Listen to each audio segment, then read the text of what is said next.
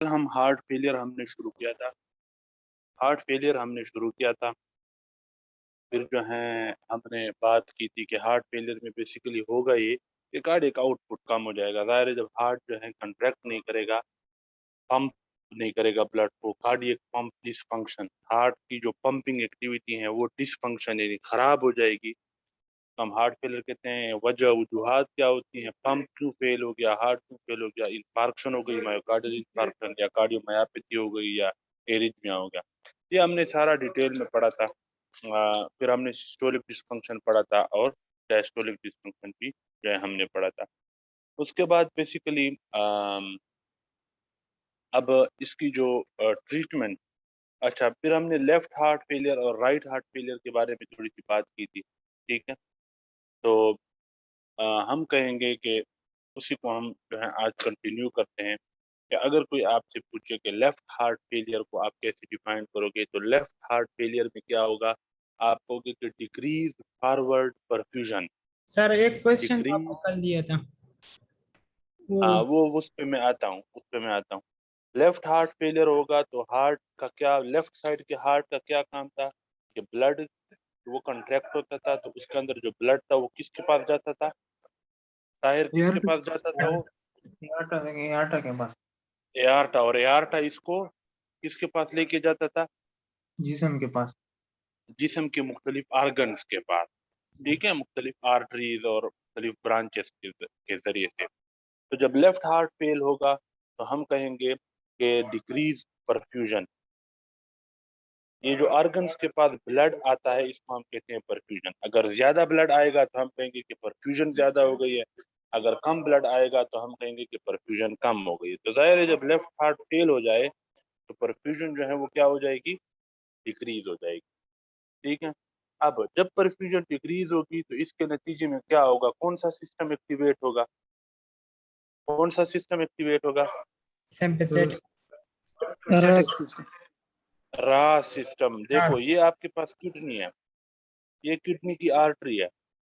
जब left heart fail होगा और परफ्यूजन कम हो जाएगी यानी आर्गन्स को ब्लड की सप्लाई कम हो जाएगी, तो सारे आर्गन्स को ब्लड की सप्लाई कम हो जाएगी। उन आर्गन्स में से एक आर्गन्स किडनी भी है, तो किडनी को भी ब्लड की सप्लाई कम हो जाएगी। जब किडनी को ब्लड की सप्लाई कम होगी तो यहाँ से एक्टिवेट होगा रेनिन एंजियोटेंसिन सिस्टम, ये एक्टिवेट हो जाएगा। ठीक है, ये चीज क्लियर हो गई। Yes sir. जब रेनिन एंजियोटेंसिन एक्टिवेट होगा तो इसके नतीजे में रेनिन एंजियोटेंसिन सिस्टम के नतीजे में क्या होता था? क्या होता था? वाटर ऑब्जर्व होता, रिटेंशन होती थी, रिटेंशन होती थी, वाटर रीअब्जॉर्ब होता था। तो इसके नतीजे में जब वाटर रीअब्जॉर्ब होगा तो वो वाटर जाहिर ब्लड में रीअब्जॉर्ब होगा, तो ब्लड की मिकदार क्या हो जाएगी? ज्यादा हो जाएगी। ज्यादा हो जाएगी। तो जब ब्लड वॉल्यूम ज्यादा होगा तो हार्ट के पास भी ज्यादा ब्लड आएगा। यस जब सर। ब्लड है ज्यादा तो हार्ट, ये क्लियर है वीडियो? जी क्लियर है। जब ब्लड वॉल्यूम इंक्रीज होगा रास के एक्टिवेट होने के नतीजे में, तो हार्ट के पास भी ज्यादा ब्लड आएगा, और हार्ट के पास जो ब्लड आता है उसको हम क्या कहते हैं? जो ब्लड हार्ट के पास आता है उसको हम क्या कहते हैं? Venus returns. वीनस रिटर्न या pre load. Pre load, heart के पास जो ब्लड वापस आ रहा है इसको हम वीनस रिटर्न कहते हैं। और जितना ज्यादा वीनस रिटर्न होगा उतना ज्यादा प्री लोड होगा, यानी जो हार्ट के ऊपर लोड बढ़ रहा है। ये देखो ना, ये हार्ट है, इस हार्ट में ब्लड आ रहा है, तो जो जितना ब्लड आ रहा है और ये ब्लड इन वेंट्रिकल की दीवारों के ऊपर जो प्रेशर लगा रहा है, इस प्रेशर को हम प्री लोड कहते हैं। तो जाहिर है जितना ज्यादा ब्लड आएगा यानी वीनस रिटर्न जितनी ज्यादा होगी उतना ज्यादा इन वेंट्रिकल्स की दीवारों के ऊपर प्रेशर ज्यादा होगा, और इस प्रेशर को हम क्या कहते हैं? Pre load. Pre load. तो सर जब ब्लड वॉल्यूम ज्यादा होगा यानी ब्लड के अंदर, ब्लड वेसल्स के अंदर वॉल्यूम ज्यादा होगा, तो मैं जरा इसको एक स्टेप और बढ़ा देता हूँ। तो वीनस रिटर्न ज्यादा होगा यानी हार्ट के पास ब्लड ज्यादा आएगा। वीनस रिटर्न ज्यादा होगा तो प्री प्री लोड लोड ज्यादा ज्यादा होगा। होगा। अब देखो, जब प्री लोड ज्यादा होगा किसके ऊपर ज्यादा होगा? प्रीलोड। प्रीलोड किसके ऊपर होता है? वेंट्रिकल की दीवारों के ऊपर। और अब अगर ये हार्ट ऑलरेडी फेल हो, लेफ्ट हार्ट फेलियर हो, ये लेफ्ट वेंट्रिकल है, ये फेल हो चुका है, ये सही तरीके से कंट्रैक्ट नहीं हो सकता, अब इसके पास ब्लड भी ज्यादा आ रहा है, तो इसकी वजह से जो फेलियर है, ये मजीद क्या हो जाएगा? मजीद हार्ट फेल हो जाएगा। ये हार्ट वैसे भी काम नहीं कर सकता, ब्लड को पंप नहीं कर सकता। अगर आप इसके ऊपर ज्यादा ब्लड लेके आओ और इसके ऊपर मजीद ज्यादा बोझ डालो, तो ये हार्ट मजीद फेल हो जाएगा, मजीद खराब हो जाएगा। ये बिल्कुल ऐसा है जैसे मिसाल के तौर पर एक गधा है, ठीक है? गधे के 4 पांव होते हैं। लेट सपोज इस एक पांव से ये माजूर है और इस गधे के ऊपर आप ज्यादा बोझ डालते हो, तो अब ये गधा ज्यादा तेजी से दौड़ेगा या ये उधर जाके गिर जाएगा? ये लो जाएगा। गिर जाएगा। तो ये हार्ट पहले से खराब है, लेफ्ट हार्ट फेलियर है, हार्ट फेल होने जा रहा था। हार्ट फेल होने जा रहा था, इसलिए इसकी आउटपुट कम थी। इसकी आउटपुट कम थी तो किडनी के पास थोड़ा ब्लड जा रहा था, यानी डिक्रीज परफ्यूजन थी, तो किडनी ने रास एक्टिवेट किया। रास की एक्टिवेशन के नतीजे में क्या हो गया? वीनस रिटर्न ज्यादा हो गई, प्रीलोड ज्यादा हो गया, यानी हार्ट के ऊपर बोझ मजीद ज्यादा हो गया। जब हार्ट के ऊपर बोझ मजीद ज्यादा होगा, तो हम कहेंगे कि प्रीलोड ज्यादा होने की वजह से एक्सजर्बेशन ऑफ हार्ट फेलियर, यानी जो हार्ट फेल हो रहा था ना, ये मजीद एक्सजर्बेट हो जाएगा, यानी बहुत जल्दी हार्ट फेल हो जाएगा। जो हार्ट फेल हो रहा था, ये मजीद तेजी के साथ हार्ट फेल होना शुरू हो जाएगा, एक्सजर्बेशन ऑफ हार्ट फेल हो जाएगी। यही वजह है कि जिन लोगों को लेफ्ट हार्ट फेलियर हो ना, लेफ्ट साइड का वेंट्रिकल सही काम ना कर रहा हो, हम उनको वो ड्रग्स देते हैं जो रास सिस्टम को बंद करे। क्योंकि अगर आप का लेफ्ट हार्ट फेल होने जा रहा है, शुरुआत हो गई है फेल होने की, तो ये तरतीब जिस्म चलाएगा, और जब ये तरतीब जिस्म चलाएगा तो हार्ट फेलियर मजीद एक्सरबेट होगी। तो हमने इस तरतीब को बंद कैसे करना है? वो मेडिसिन देनी है जो रेनिन एंजियोटेंसिन सिस्टम को बंद करे। और वो मेडिसिन कौन सी है? एंजियोटेंसिन कन्वर्टिंग एंजाइम इनहिबिटर या एंजियोटेंसिन रिसेप्टर ब्लॉकर। समझ नहीं आई? सर आ गई। दायरा आपको समझ आई है? Yes sir.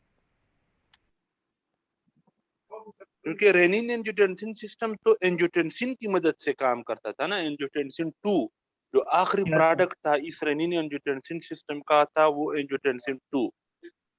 अब अगर आप एंजियोटेंसिन कन्वर्टिंग एंजाइम इनहिबिटर ये दवाई दोगे इस बंदे को, तो इस बंदे में एंजियोटेंसिन 2 बनेगा ही नहीं, तो काम नहीं होंगे। इसी तरह अगर आप एंजियोटेंसिन रिसेप्टर ब्लॉकर दोगे, तो एंजियोटेंसिन 2 जिन रिसेप्टर्स के ऊपर बैठता था, आपने वो रिसेप्टर बंद कर दिए, तो अब एंजियोटेंसिन 2 किसी काम का नहीं है। हमने एंजियोटेंसिन सिस्टम को गैर मुअस्सर इनइफेक्टिव बनाना है। उसके लिए हम एंजियोटेंसिन कन्वर्टिंग एंजाइम इनहिबिटर ये ड्रग्स देते हैं और एंजियोटेंसिन रिसेप्टर ब्लॉकर ये ड्रग्स देते हैं। समझ आई है? ताकि ये यहाँ से प्रोसेस मजीद आगे ना जाए और हार्ट फेलियर मजीद एक्सजर्बेट ना हो, मजीद खराब ना हो सिचुएशन। क्लियर हो गया? Yes sir. Yes sir. इसके अलावा हम कौन सी मेडिसिन दे सकते हैं? एक तो एंजियोटेंसिन कन्वर्टिंग एंजाइम इनहिबिटर हो गई, एक एंजियोटेंसिन रिसेप्टर ब्लॉकर हो गई, तीसरी हम डायूरेटिक्स दे सकते हैं। टायर डायूरेटिक्स कौन सी मेडिसिन होती है? वो मेडिसिन होती जो यूरिन में चली जाती है सर। जो यूरिन की मिकदार को बढ़ाती हैं। किडनी को कहती है कि मजीद वाटर रीअब्जॉर्ब करके ब्लड में ना लेके आओ, बल्कि इस वाटर को यूरिन में जाने दो, यूरिन की मिकदार ज्यादा हो। डाईयूरेटिक्स, यूरेटिक्स यानी ये वो दवाएं हैं जो यूरेसिस करवाती हैं, ज्यादा पेशाब बनवाती हैं। तो जब आप किसी बंदे को डायूरेटिक्स दोगे, तो किडनी में जो फिल्ट्रेशन हुई थी उससे वाटर और बाकी चीजें नहीं रीअब्जॉर्ब नहीं नहीं होंगी। दायर आपको समझ आ रही है? Yes sir. अब सुनो सुनो, आपको समझ नहीं आई, मुझे पता चल गया है। ये आपके पास ब्लड वेसल, ये यहाँ से फिल्ट्रेशन होती है, ठीक है, ग्लोमेरुलर कैपिलरी में। ये बोमेन कैप्सूल है, ग्लोमेरुलर बोमेन के थ्रू। जब जो चीजें ब्लड से फिल्टर होके इधर आई हैं, नॉर्मली क्या होता है, इनमें जो वाटर और बाकी चीजें हैं ये दोबारा रीअब्जॉर्ब होके इस ब्लड में आ जाती है। नॉर्मली क्या इस तरह होता है। लेकिन अगर आप किसी बंदे को डायूरेटिक्स दोगे तो डायूरेटिक्स इस जगह को ब्लॉक कर देते हैं, ताकि जो चीज फिल्टर होके नेफ्रॉन के ट्यूब्स में आई है ये दोबारा रीअब्जॉर्ब होके ब्लड में ना आए, बल्कि ये इधर से यूरिन में निकल जाए। तो जब चीजें यस सर, यूरिन में निकलेंगी, रीअब्जॉर्ब नहीं होंगी, ब्लड में नहीं आएंगी, तो ब्लड की मिकदार बढ़ेगी नहीं, बल्कि ब्लड की मिकदार क्या हो जाएगी, कम हो जाएगी। कम हो जाएगी। तो हम तो चाहते हैं कि ब्लड की मिकदार इंक्रीज ना हो बल्कि डिक्रीज हो जाए। ब्लड की वॉल्यूम कम होगा तो वीनस रिटर्न कम होगा, तो प्री लोड कम होगा, तो हार्ट के ऊपर मजीद बोझ नहीं होगा। हार्ट के ऊपर जब वीनस रिटर्न यानी प्री लोड कम होगा तो बोझ नहीं होगा, तो जो हार्ट फेल होने जा रहा है वो जल्दी जल्दी फेल नहीं होगा। समझ नहीं आई आपको? यस सर, आइए। ठीक है। आपने हार्ट फेलियर में काम ये करना है कि ब्लड की मिकदार को आपने कम करना है। डायूरेटिक्स यस जो है वो ब्लड की मिकदार कैसे कम करते हैं? किडनी को कहते हैं कि तुम्हारे पास जो चीज फिल्टर होके आ रही है, दोबारा से इसको रीअब्जॉर्ब करके ब्लड में न डालो, बल्कि इसको यूरिन में डाल के बाहर निकालो। दोबारा ब्लड के अंदर इसको रीअब्जॉर्ब ना करो, क्योंकि अगर आप रीअब्जॉर्ब करोगे तो ब्लड की मिकदार तो बढ़ेगी। हम चाहते हैं कि ब्लड की मिकदार क्या हो जाए, कम हो जाए। कम हो जाए। तो डायूरेटिक्स वो मेडिसिन है जो यूरेसिस करवाती हैं, यूरिन की मिकदार को ज्यादा करवाती हैं। आई होप कि समझ आ गई होगी। तीसरी जो यस सर, चौथी जो मेडिसिन है जो हम इसमें यूज कर सकते हैं, वो है आपके पास बीटा ब्लॉकर। देखो, हार्ट के ऊपर हमें पता है बीटा रिसेप्टर्स होते हैं, ये सिंपैथेटिक नर्वस सिस्टम के रिसेप्टर्स हैं। जब सिंपैथेटिक न्यूरॉन आके बीटा रिसेप्टर को स्टिमुलेट करता है तो हार्ट की कंट्रैक्टिलिटी क्या हो जाती है, ज्यादा हो जाती ज्यादा हो जाती है। ज्यादा हो जाती है, क्योंकि ये सिंपैथेटिक नर्वस सिस्टम है। तो सिंपैथेटिक तो हार्ट रेट को भी बढ़ाता है और फोर्स ऑफ कंट्रैक्शन जिसको हम कंट्रैक्टिलिटी कहते हैं उसको भी बढ़ाता है। ये हार्ट क्या होने जा रहा है, ये फेल होने जा रहा है। भाई हम लेफ्ट हार्ट फेलियर पढ़ रहे हैं, ये फेल फेल होने जा रहा है। तो हमने क्या करना है, इसके ऊपर बोझ को क्या करना है। कम करना है। काम कर देना सर। तो करना। दायर आप इधर हो, यस सर, ये आपको इसको समझ आ रही है? मारेंगे अभी। यस सर, आ रही है। ये हार्ट फेल होने जा रहा है। हम इसको फेल होने से बचा सकते हैं अगर हम इसके ऊपर बोझ कम कर दें। बोझ हम कैसे कम करेंगे, जो इसके अंदर ब्लड आ रहा है या तो इसकी मिकदार कम कर दें, क्योंकि जो ब्लड इसके अंदर आ रहा है वो ब्लड इसने पंप करना है, तो ये ब्लड इसके ऊपर बोझ है। अगर ज्यादा ब्लड आएगा तो अब इसको ज्यादा कोशिश करनी है। तो हम चाहते हैं कि एक तो ये ब्लड की मिकदार कम हो जाए, इसके लिए हम एस देते हैं, आर्ब देते हैं, डायूरेटिक्स देते हैं। दूसरा काम, हम हार्ट को कहेंगे कि भाई तुम ज्यादा फोर्स से कंट्रैक्ट मत हो, तुम फेलियर की तरफ जा रहे हो, तुम्हारी ऑलरेडी एक टांग टूटी हुई है, तुम ज्यादा जोर ना लगाओ, तुम फोर्स ऑफ कंट्रैक्शन अपनी ज्यादा ना करो। इसके लिए हम क्या करेंगे, इन बीटा रिसेप्टर्स को बंद करेंगे, बीटा ब्लॉकर देंगे। बीटा ब्लॉकर वो मेडिसिन है जो बीटा रिसेप्टर को बंद करते हैं, क्योंकि sympathetic nervous system beta receptor को स्टिमुलेट करता था, जिसकी वजह से हार्ट जोर से कंट्रैक्ट होता था। तो अगर हम बीटा रिसेप्टर को ब्लॉक कर दें तो हार्ट जोर से कंट्रैक्ट नहीं होगा। नहीं होगा सर। नहीं होगा। हम चाहते हैं कि हार्ट जोर से कंट्रैक्ट ना हो, हार्ट ज्यादा काम ना करे, क्योंकि ऑलरेडी ये फेल होने की तरफ जा रहा है। अगर ये ज्यादा काम करेगा, जोर से कंट्रैक्ट होगा, तो ये तो और ज्यादा फेलियर की तरफ चला जाएगा। तो हम बीटा ब्लॉक कर देंगे ताकि ये बीटा रिसेप्टर बंद हो जाए। बीटा रिसेप्टर बंद हो जाएंगे तो ये ज्यादा फोर्स से कंट्रैक्ट नहीं होगा, ज्यादा फोर्स से कंट्रैक्ट नहीं होगा तो ये जल्दी फेल नहीं होगा। समझ आइए या नहीं आई? सर आ गई है। सर सर रास किस पाथवे से ब्लड हार्ट की तरफ लेके जाता है सर? मैं न्यू स्टूडेंट हूँ, मुझे नहीं पता। हार्ट जो है ये, रास जो है ये ब्लड, चलो मैं क्विकली एक आप लोगों को रास का एक रिव्यू दे देता हूँ। देखो, ये आपके पास किडनी है, ये किडनी को ब्लड सप्लाई करने वाली रीनल आर्टरी है। इस रीनल आर्टरी की दीवारों में क्या होते हैं, जक्स्टा ग्लोमेरुलर सेल्स होते हैं। ये देख रहे होते हैं अंदर रीनल आर्टरी के अंदर ब्लड फ्लो को। अगर ब्लड थोड़ा आ रहा हो तो ये क्या रिलीज करते हैं, रेनिन रिलीज करते हैं। जिस तरह लेफ्ट हार्ट फेल हो गया तो डिक्रीज यस सर। परफ्यूजन, यानी परफ्यूजन का मतलब ये है कि ब्लड सप्लाई कम हो जाएगी ऑर्गन्स को। जैसे किडनी है तो किडनी के पास भी कम ब्लड आएगा क्योंकि लेफ्ट हार्ट फेल हो गया है, वो अब पंप थोड़ा ब्लड पंप कर रहा है, इसलिए थोड़ी परफ्यूजन है, यानी किडनी के पास थोड़ा ब्लड आ रहा है। तो रीनल आर्टरी की दीवारों में जो जेजी सेल है इनको पता चल जाएगा कि थोड़ा ब्लड आ रहा है, परफ्यूजन थोड़ी है, तो वो क्या रिलीज करेंगे, रेनिन। यहाँ पर ये बात क्लियर हो गई। Yes sir. अब लीवर जो है, लीवर से एक चीज प्रोड्यूस होती है जिसका नाम है एंजियोटेंसिनोजिन। एंजियोटेंसिनोजिन, ये एंजियोटेंसिनोजिन कन्वर्ट हो जाता है इनटू एंजियोटेंसिन 1 में। कहाँ कन्वर्ट हो जाता है, एंजियोटेंसिन 1 में। कौन एंजियोटेंसिन। इसको कन्वर्ट करता है, रेनिन। इसलिए हम कहते हैं कि रेनिन एक एंजाइम है जो कि ये रिएक्शन करवाता है, एंजियोटेंसिनोजिन को एंजियोटेंसिन 1 में कन्वर्ट कर देता है। ये एंजियोटेंसिन 1 फिर कन्वर्ट हो जाता है एंजियोटेंसिन 2 में। फिर ये एंजियोटेंसिन 2 मुख्तलिफ काम करता है, जैसे मिसाल के तौर पर एल्डोस्टेरोन रिलीज करवाता है। एल्डोस्टेरोन एक हार्मोन है जो कि इस किडनी के ऊपर एक ग्लैंड होता है जिसको हम एड्रीनल ग्लैंड कहते हैं।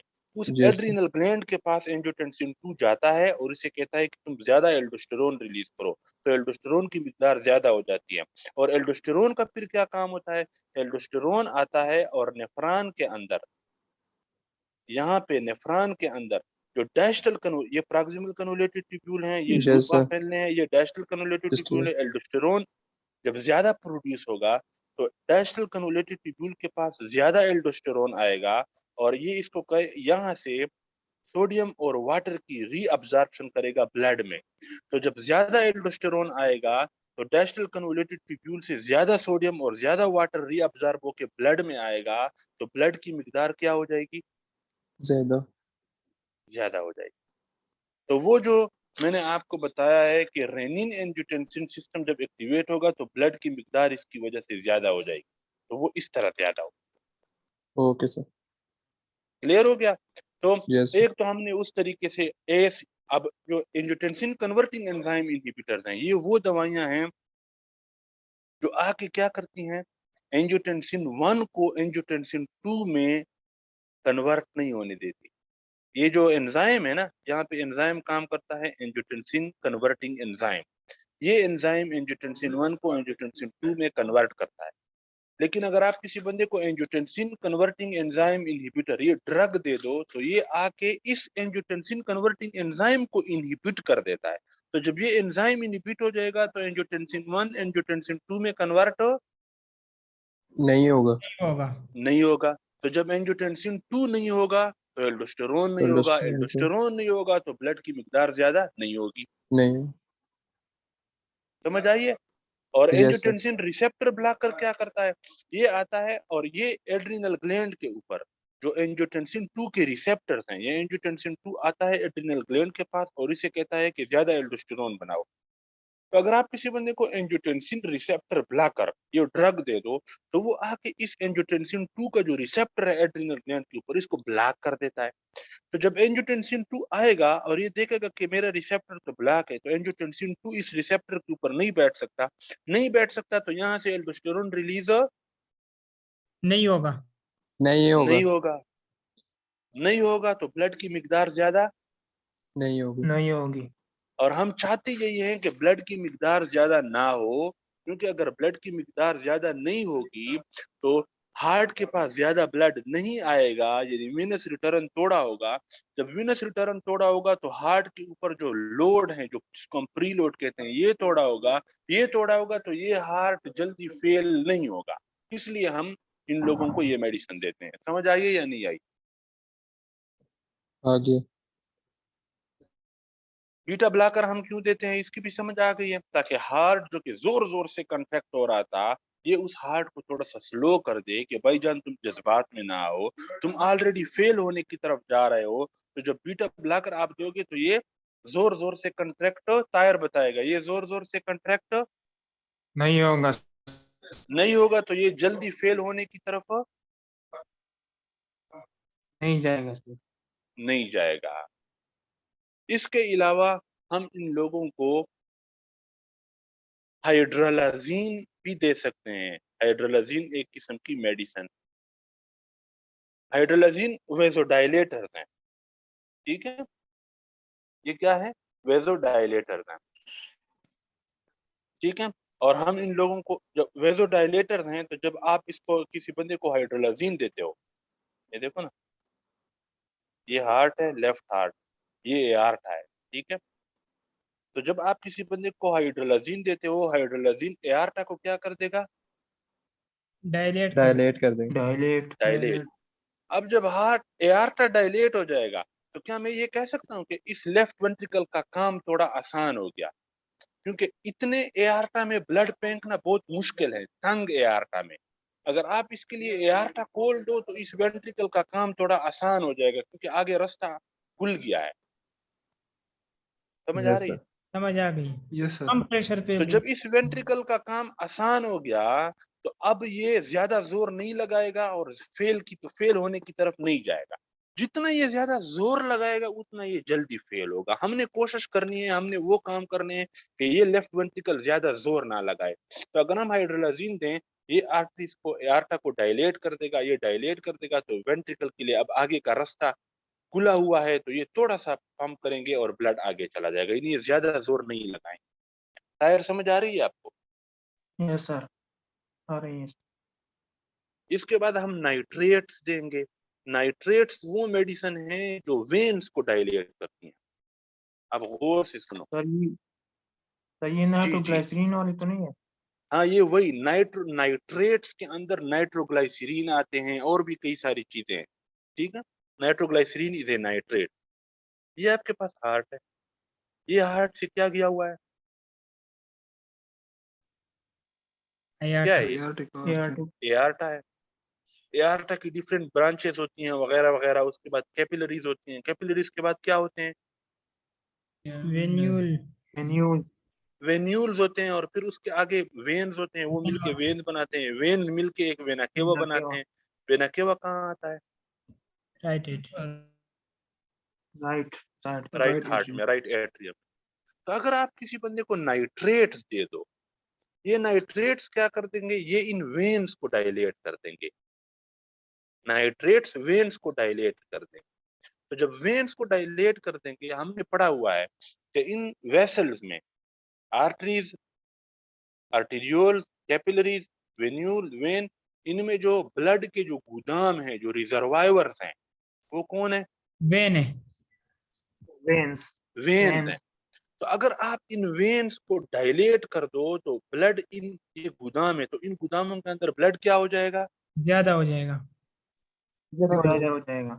ज्यादा हो जाएगा। तो गोदामों के अंदर जब ब्लड ज्यादा हो जाएगा तो हार्ट के पास ज्यादा ब्लड आएगा या थोड़ा ब्लड आएगा, कम आएगा।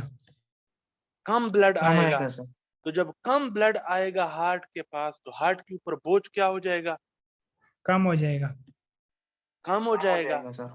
तो हम तो चाहते हैं कि हार्ट के ऊपर बोझ कम हो, इसलिए अब नाइट्रेट्स जो है ये वेन्स वाले तरीके से हार्ट के ऊपर बोझ कम करता है कि वेन्स को इसने डायलेट कर दिया, गोदाम उसने बढ़ा दिए, अब ब्लड, ज्यादा ब्लड इन गोदामों में होगा, थोड़ा ब्लड हार्ट की तरफ आएगा, थोड़ा ब्लड हार्ट की तरफ आएगा, हार्ट के ऊपर बोझ कम होगा। जबकि हाइड्रोलाजीन ने क्या किया, इन एआर्टा को और आर्टेरियोल्स को खोल दिया। तो जब ये खुल गए, अब हार्ट के लिए इस जो ब्लड है इसके अंदर पंप करना आसान हो गया है, क्योंकि आगे रास्ता खुला हुआ है। अब हार्ट को ज्यादा जोर नहीं लगाना पड़ेगा, ज्यादा जोर नहीं लगाना पड़ेगा, हम कहेंगे कि हार्ट के ऊपर बोझ कम हो गया है। समझ आ रही है? Yes sir. Yes sir. अच्छा, अब लेफ्ट हार्ट फेल होने की वजह से जो साइन एंड सिम्टम्स आएंगी, सबसे पहले अर्थोपनिया। एक होता है अर्थोपनिया और एक होता है पैराक्सिस्मल नॉकटर्नल डेस्निया।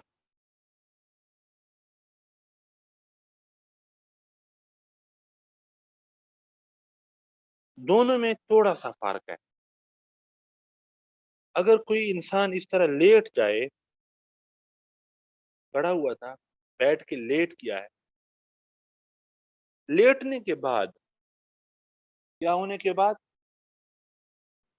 लेट होने के लेटने बाद के लेटने फौरन बाद इसको एसओबी हो गई है, शॉर्टनेस ऑफ ब्रेथ। इसको हम कहते हैं ऑर्थोपनिया। जैसे ही आप लेटते हो, इस पोजीशन को कौन सी पोजीशन कहते हैं? Supine position. फाइन। नॉर्मली जिस तरह आप अपने बेड पे सीधा लेट जाते हो, इस पोजीशन को हम क्या कहते हैं? Supine position. जैसे ही आप सुपाइन पोजीशन में जाते हो, यानी लेटते हो, लेटते साथ ही आपकी सांस उकड़ जाए, आपको सांस लेने में मसला शुरू हो जाए, यानी शॉर्टनेस ऑफ ब्रेथ हो जाए, इसको हम कहते हैं ऑर्थोपनिया। समझ नहीं आई? वही है सर। आ गया सर। अब पता है ये क्यों होता है? बहरहाल एक तो एक ही हो गया, मैं बताता हूँ क्यों होता है। दूसरा है पैरोक्सिस्मल नॉकटर्नल डेस्निया। ये भी जब आप सुपाइन पोजीशन में, ये जब इस तरह लेट जाते हो और आपको एसओबी हो जाए, शॉर्टनेस ऑफ ब्रेथ हो जाए, इसको हम कहते हैं पैरोक्सिस्मल नॉकटर्नल डेस्निया। अब आप लोग पूछो कि फिर इन दोनों में फर्क क्या हो गया? ये भी आप सुपाइन पोजीशन में लेट गए, इधर भी आप सुपाइन पोजीशन में लेट गए, इधर भी आप सुपाइन पोजीशन में लेट गए, इधर भी एसओबी शॉर्टनेस ऑफ ब्रेथ हो गई, सांस लेने में मसला हो गया, इधर भी एसओबी हो गई। तो इन दोनों में फर्क क्या होगा? फर्क ये है कि अगर आपको लेटते साथ ही, यानी इंस्टेंट, फौरन शॉर्टनेस ऑफ ब्रेथ शुरू हो जाए, इसको हम ऑर्थोपनिया कहते हैं। और अगर आपको शॉर्टनेस ऑफ ब्रेथ हो जाए लेटने के कई घंटे बाद, after few hours of lying down, यानी लेटने के, lying down का मतलब लेटने के कई घंटे बाद अगर शॉर्टनेस ऑफ ब्रेथ हो, इसको हम पैरोक्सिस्मल नॉकटर्नल डेस्निया कहते हैं। और अगर लेटते साथ ही फौरन आपको इंस्टेंट की शॉर्टनेस ऑफ ब्रेथ शुरू हो जाए, इसको हम ऑर्थोपनिया कहते हैं। अब जो, इसलिए इसको नॉकटर्नल किसको कहते हैं अंग्रेजी में? Sir night time. Night night time. Time. Nocturnal animal, nocturnal animal, nocturnal animal वो एनिमल्स होते हैं जो दिन को सोते हैं लेकिन रात को घूम रहे होते हैं। जो आपका उल्लू है, उल्लू, उल्लू किस टाइम निकलता है बाहर? रात। रात को। रात को। तो उल्लू एक नॉकटर्नल बर्ड है, परिंदा है जो रात को निकलता है। नॉकटर्नल कहते हैं जो लोग, जिन लोगों का रात के वक्त सोते हुए पेशाब निकल जाता है, उसको हम क्या कहते हैं? Nocturnal urination. नॉकटर्नल यूरेसिव, रात के लिए। तो ये नॉकटर्नल डेस्निया, क्योंकि जब आप जो है आफ्टर फ्यू आवर्स, तो कई कई घंटे आप किस टाइम लेटते हो? रात को। तो रात रात को। तो इसलिए इसको हम पैरोक्सिस्मल नॉकटर्नल डेस्निया कहते हैं, क्योंकि जब आप कई घंटे तक लेटे रहो और आपकी सांस खराब हो जाए कई घंटे तक, तो आप रात को लेटते हो। तो इसलिए इस एसओबी को हम पैरोक्सिस्मल नॉकटर्नल डेस्निया। समझ आइए या नहीं आई? जी आ गई सर। इधर बुक में लिखा हुआ है क्लियर? सोने के उठने के बाद ही होता है।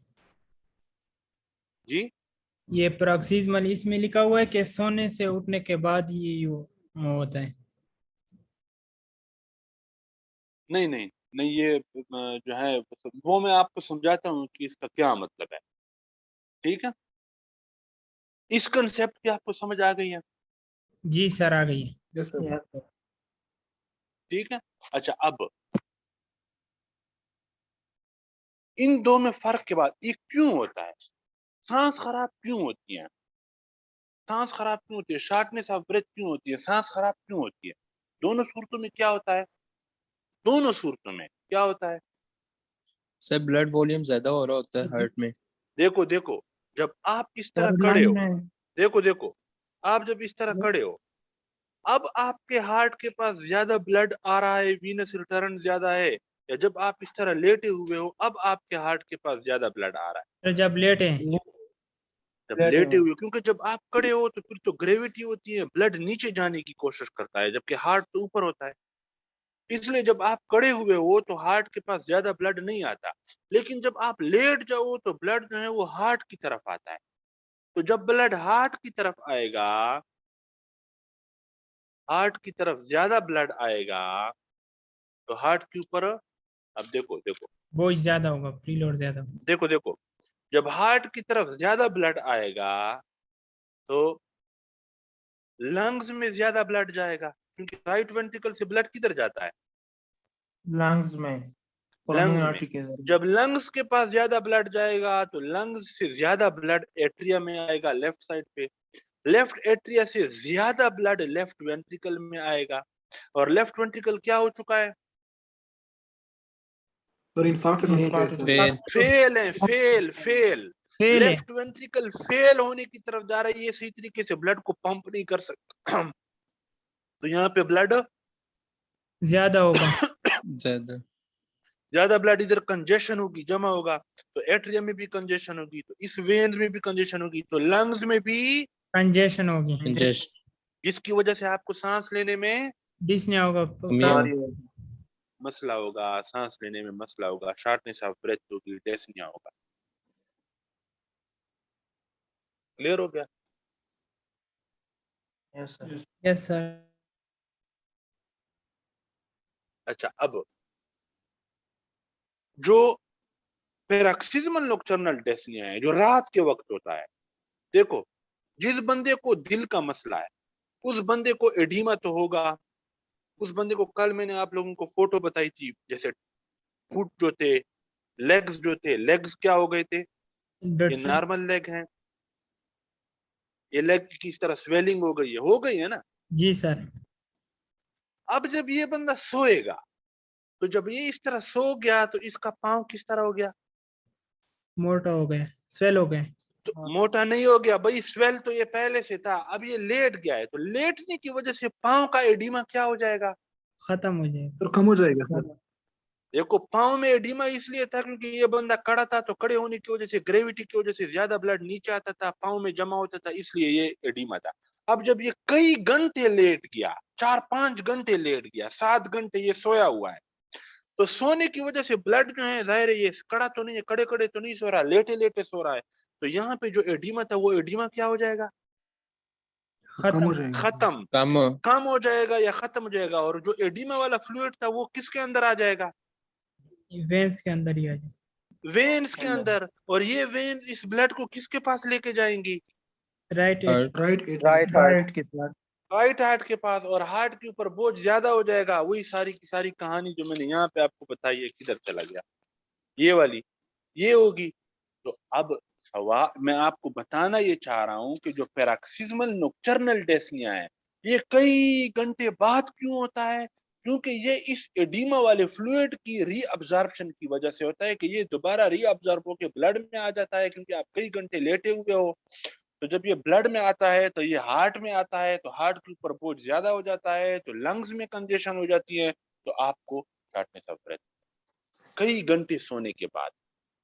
जबकि ये जो अर्थोपनिया है, ये तो जब आप खड़े थे तो ब्लड ज्यादा नीचे आ रहा था, लेकिन जैसे ही आप लेट गए तो अब ब्लड ज्यादा किसकी तरफ जा रहा है? हार्ट की तरफ जा रहा है। तो वो जो फौरन आपकी होती हैं सांस खराब, वो तो इस ब्लड की वजह से होती हैं, लेकिन जो लेट टाइम कई घंटे सोने के बाद होती हैं, वो ये डीमा वाला एडीमा fluid। की डीमिया एडिमा वाले फ्लूइड की रीअब्जॉर्प्शन की वजह से होती है। यानी हम कहेंगे कि paroxysmal nocturnal dyspnoea is the dyspnea या shortness of breath which occurs after sleeping for few hours, और अक्सर लोग रात को सोते हैं इसलिए nocturnal. This occurs due to increased venous return to the heart from the reabsorption of the peripheral edema. समझ आई है? Yes yes sir. Sir. Yes sir तो एक तो हो गया ये। और पल्मोनरी एडिमा क्यों होगा? ये जो पल्मोनरी एडिमा है यानी लंग्स के अंदर जो कंजेशन हो गई है, इसकी भी सारी मैकेनिक्स आपको समझ में आ गई है ना? जी sir, yes congestion. Sir. Yes sir, ये कल की तरह था सर, कल की तरह। देखो देखो एक दफा फिर let me put it into words, ठीक है? मैं ये क्या है? ये राइट वेंट्रिकल से जो ये थायर ये क्या है? ये पल्मोनरी आर्टरी। आर्टरी है। और ये क्या है? लंग्स। लंग्स से कौन आया हुआ है? When. Pulmonary vein. Pulmonary vein. अब जब लेफ्ट वेंट्रिकल फेल होगा तो लेफ्ट वेंट्रिकल सही तरीके से ब्लड को पंप आउट नहीं कर सकेगा एआर्टा में, तो ये ब्लड इधर जमा हो जाएगा, कंजेशन हो जाएगी, तो एट्रिया में कंजेशन होगा। और से सुनो, तो पल्मोनरी वेन में कंजेशन होगी या नहीं होगी? यस सर, होगी। और से सुनो, जब पल्मोनरी वेन में कंजेशन होगी, ज्यादा ब्लड इधर जमा होगा, हम कहेंगे कि जो पल्मोनरी वेन के अंदर प्रेशर है, ये प्रेशर क्या हो जाएगा? ज्यादा हो जाएगा। ज्यादा हो जाए। क्योंकि पल्मोनरी वेन के अंदर ब्लड जमा है, बहुत ज्यादा ब्लड, तो बहुत ज्यादा प्रेशर, यानी पल्मोनरी वेन के अंदर प्रेशर ज्यादा होगा। अब अगर आप लोग देखो, ये होती हैं आर्टेरियोल, ये होती हैं कैपिलरीज, ये है, मैं बना देता हूं, ये लेट्स सपोज एल्विलाई, ये लंग्स है, ठीक है?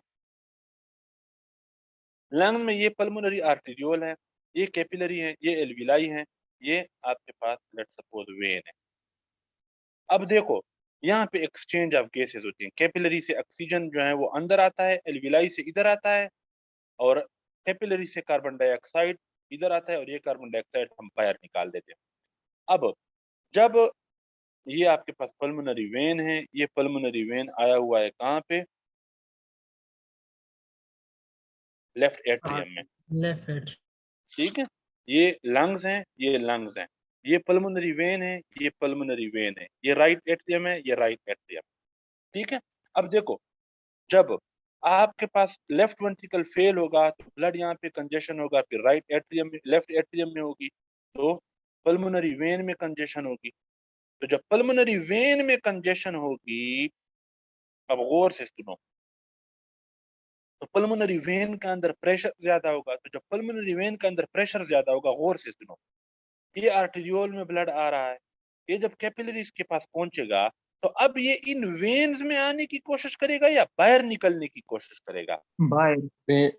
बाहर निकलने की वेन कोशिश बाहर। करेगा। हम कहेंगे कि पल्मोनरी वेन में चूंकि प्रेशर ज्यादा है, इसलिए जो पल्मोनरी कैपिलरीज हैं वहां से ब्लड लीक आउट होना शुरू हो जाएगा, और ये जो ब्लड बाहर आता है इसको हम क्या कहते हैं?